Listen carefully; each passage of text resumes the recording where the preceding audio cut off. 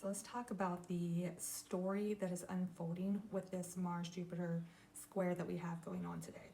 So this is an opening square. It is showing us where we need to make some type of adjustment to the story that began with the Mars-Jupiter conjunction in August of last year. So we see some kind of conflict come up today that makes us go, oh, wait a minute, I need to do this differently.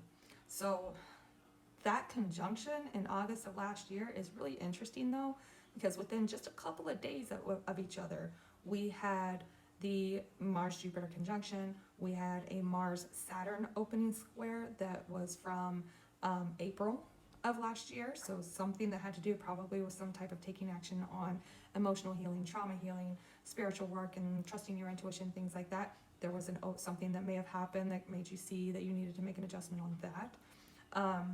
We also had the first opening Jupiter-Saturn square that was the adjustment point from the Jupiter-Saturn conjunction that happened at 0 degrees of Aquarius in 2020.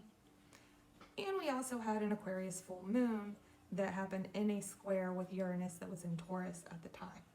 Now we have Uranus in Gemini that is getting us thinking. We have Pluto in Aquarius.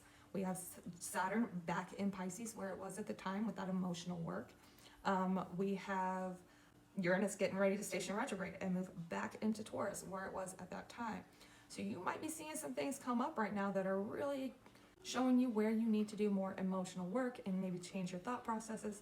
And all of this has to do with the collective changes that are happening, how you need to work on yourself to be able to deal with this better, to have better boundaries. Saturn is about boundaries, to be able to expand your mind, right? That Jupiter-Mars conjunction was in Gemini. How can you expand your mind? How can you change your opinions? Gemini is a mutable sign.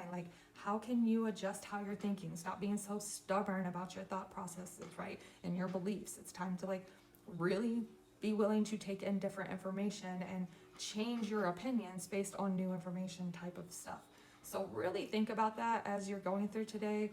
What happened for you in August of last year? For me, this was like a major canon moment for me, where I really started being able to recognize my trauma triggers a lot better. And I've been able to actively work on those since then. So how has this been working out for you? Do you see anything come up today that puts some triggers in your space and shows you where you need to make an adjustment?